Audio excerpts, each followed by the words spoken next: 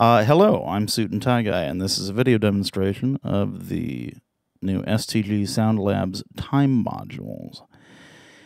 They are the time buffer here on the left, the trigger mini store, and the voltage mini store.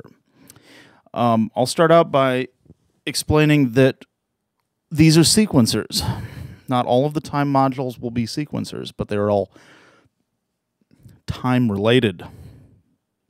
And they don't take up a lot of space because we removed all that silly transport stuff from the sequencers, which is kind of a problematic area of interface design and analog sequencers.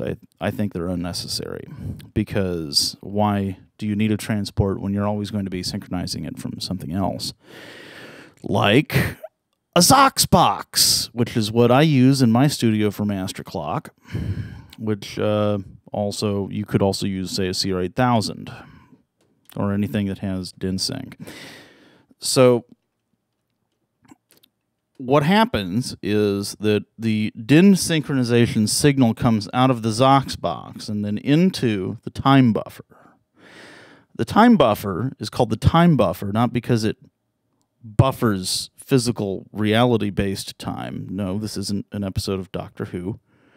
It buffers the clock signal or the time signal, like, you know, voltage is a measurement of amplitude or frequency in the domain of modular synthesizers. Then Sync24 is a signal of time, so it buffers the time signal, the time clock, and it's got, well, buffer chips on it, so there's no sag or anything like that, and it also conditions the signal. So the Zoxbox has a really squirrely DIN sync signal. It kind of looks like a distorted triangle wave.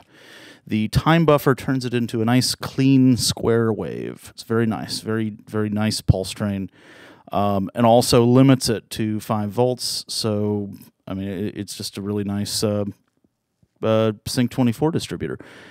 It also has this courtesy outlet on the outside here, so you can regurgitate the DIN sync, the regenerated DIN sync, into your CR8000. Then on the back plane, there are 6 or 7 MTA 100 3-position headers that distribute clock to whatever else you want to send it to, like the trigger mini store or the voltage mini store. And if you notice, I mean, they do look kind of like sequencers, but like I said, there's no transport mechanism. So you have the switch here. All the way up is quarter notes. In the middle is 1/8 notes, and then at the bottom is 16th notes.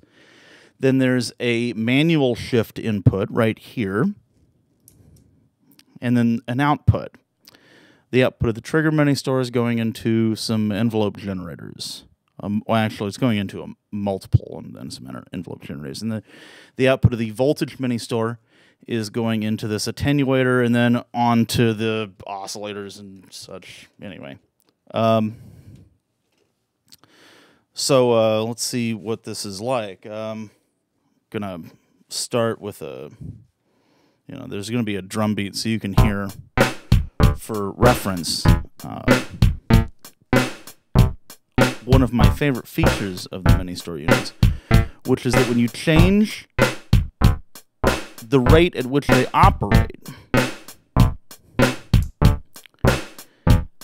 it doesn't happen until the next bar line. Well, see?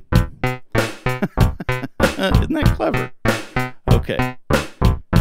And that's at 1/8 notes, and now we're going to go to 16th notes.